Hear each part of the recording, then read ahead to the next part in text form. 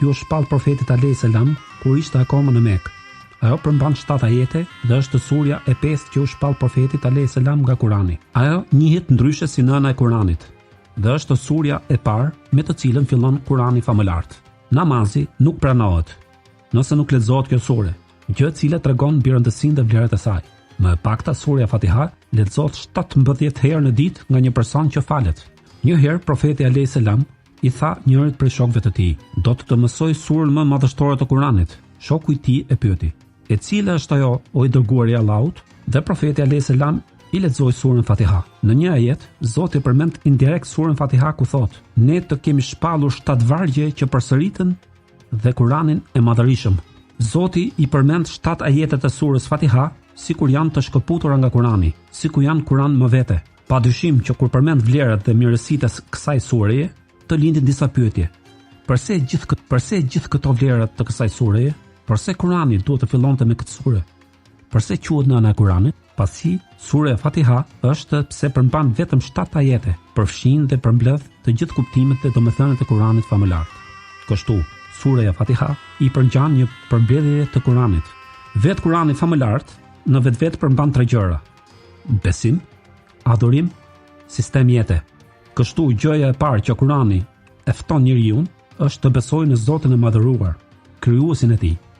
Pas kësaj, ai e fton që të adhurojë dhe të bindet Zotit. Por të besosh dhe të adhurosh Zotin është e pamjaftueshme.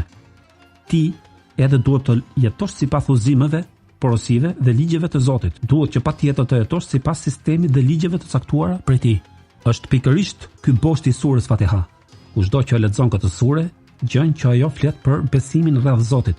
Ajetet që flasin mbi këtë temë janë: çdo lavdërim i përket Allahut, Zotit të botëve, të gjithë mëshirshmit, mëshirëplotit, sunduesit të ditës së gjykimit. Ajetet që flasin mbi adhurimin e Zotit janë: vetëm ty të adhurojmë dhe vetëm prej teje ndihmë kërkojmë. Kurse ata që flasin mbi sistemin dhe mënyrën e jetesës janë: udhëzona në rrugën e drejtë, në rrugën e atyre që u ke dhuruar mirësi, e jo në të atyre që kanë shkaktuar zemërimin tënd, as në të atyre që janë të humbur. Siç përmendëm më lart, surja Fatiha të rikujton gjërat themeltare të Islamit. Ajo kujton të mirat dhe begatitë e Zotit, me emrin e Allahut, të gjithëmëshirshmit, mëshirëplotit.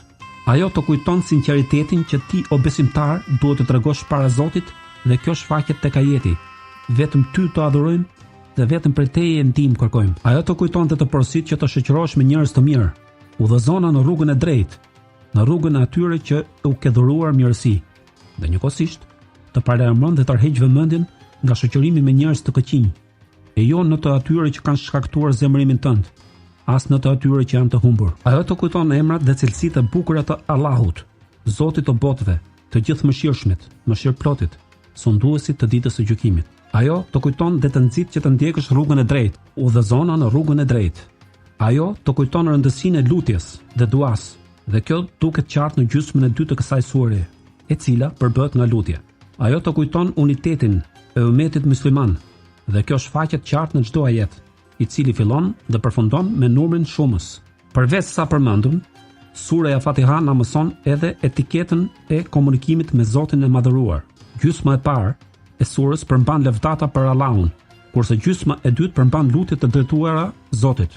Nëse do i numërojmë shkronjat e Fatihas, do gjejmë që gjysma e tyre përmbajnë lavde për Zotin, kurse gjysma tjetër lutje. Prandaj, edhe në etiketën e lutjes, që fillimisht të fillojmë me lëvdata për Allahun, emrat e tij të bukur dhe pastaj lutemi për hallet tona. Thot profeti alayhis salam në një hadith: "E kam ndarë namazin mes meje dhe robit tij." Kur njeriu thot çdo lavdërim i përket Allahut, Zotit të botëve, Allahu i madhëruar thot: "Më lavdëroj robim." Kur thot të gjithëmëshirshmit, mëshirëplotit, Allahu i lartësuar thot: "Më lartësoj robim." Kur njeriu thot sunduesit të ditës së gjykimit, Allahu i madhëruar thot: "Më lavdëroj robim."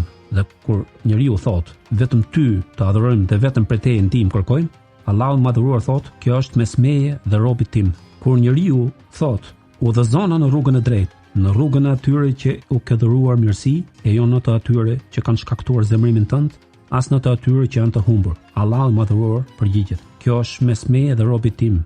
dhe robit tim do i jepet ajo që kërkon. Kur halifeja Umer ibn Abdulaziz e lexonte surën Fatiha, qëndronte i heshtur dhe pas çdo ajeti që lexonte. Kur dikush e pyeti mbi këtë çështje, pas çdo ajeti që lexon, ai tha: "Dua ta shijoj përgjigjen që jep Zoti pas çdo ajeti." Prandaj, unë të këshilloj ty o vëlla dhe o motor që sa herë ta lexoni surën Fatiha, ti keni parasysh fjalët dhe përgjigjen e Zotit të Madhëruar. Ibnul Qayyim thot: Zoti ka shpallur 104 libra qiellor. Të gjitha këto Zoti i ka përmbledhur në 3 libra: Teuratin, Ungjillin dhe Kuranin. Më pas, Zoti përmbledhi këto 3 në një libër të vetëm, Kuranin. Të gjithë Kuranin Zoti ka përmbledhur në një surë të vetme, Fatihan. Të gjithë surën Fatiha ai e ka përmbledhur në një ajet të vetëm. Vetëm ty të adhurojmë dhe vetëm prej teje ndihmë kërkojmë. Nuk mund të adhurohet Zoti vetëm me ndihmën e tij. Për këtë, ti kërkosh ndihmën Zotit është thelbi i Islamit. Përse është quajtur me këtë emër El Fatiha? Ajo që shumë njerëz e njohin dhe përmendin më shpesh është se kjo është surja e parë me të cilën fillon Kurani famëlar. Kurse disa dietar të tjerë thonë se shkaku qëndron në faktin se kjo sure është çelësi i Kuranit. Të gjithë kuptimet dhe vlerat e Kuranit janë përmbledhur në këtë sure. Kështu, nëse ti e kupton siç duhet këtë sure, e ke më të lehtë të kuptosh suret e tjera.